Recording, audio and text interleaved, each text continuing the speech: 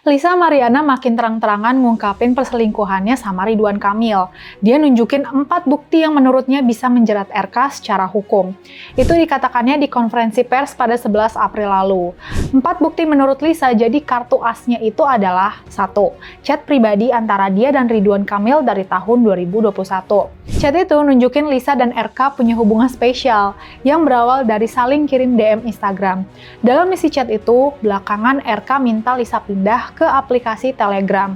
2. Tangkapan layar video rekaman video call seks atau VCS Lisa RK. Lisa bilang RK sering ngajak dia VCS karena sibuk dan gak bisa ketemu langsung. Lisa ngaku sering nurutin ajakan itu karena habis VCS dia dapat uang jajan. Dengan kata lain, uang jajan itu semacam imbalan karena Lisa udah nurutin kemauan RK. 3. Bukti transfer duit. Lisa tunjukin bukti berupa foto transferan uang 100 juta rupiah yang menurutnya buat biaya gugurin kandungan. 4. Pengakuan mereka punya anak bareng. Pertanyaannya, apakah bukti-bukti yang dikemukakan Lisa itu cukup buat menjerat RK secara hukum? Kita bedah satu persatu ya. Disclaimer nih, PIS bukan bagian dari tim RK. Pertama, soal video call seks atau VCS Lisa RK. VCS nggak bisa dianggap jadi perkara pidana kalau itu dilakuin suka sama suka, by consent. Beda ceritanya kalau VCS dilakukan atas paksaan.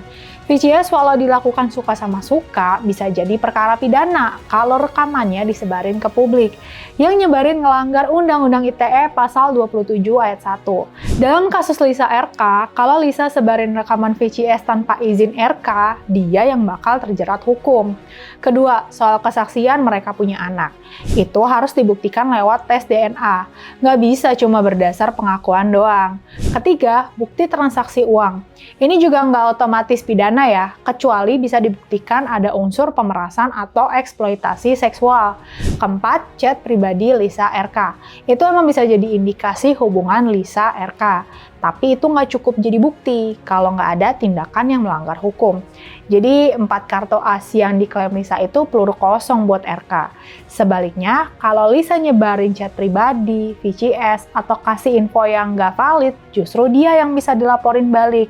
Lisa bisa dituduh melanggar Undang-Undang ITE soal pencemaran nama baik dan atau Undang-Undang pornografi.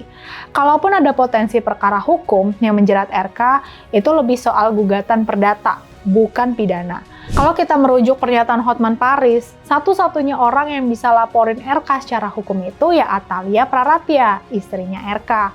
Atalia sebagai istri sah RK yang bisa laporin RK atas dugaan perzinahan berdasarkan pasal 284 KUHP. Di sisi lain, RK nggak bisa laporin Lisa dengan pasal pencemaran nama baik, kata Hotman. Selama RK nggak mau buat tes DNA ya. Sejauh ini belum ada komentar dari RK dan timnya terkait apa yang disampaikan Lisa di konferensi pers kemarin. Tapi yang jelas sejauh ini sih Atalia milih diam.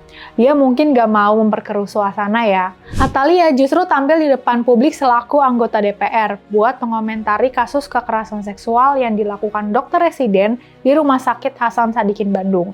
Kita doain dugaan skandal Lisa RK terungkap kebenarannya tanpa drama yang gak perlu. Yuk sikapi kasus ini dengan bijak.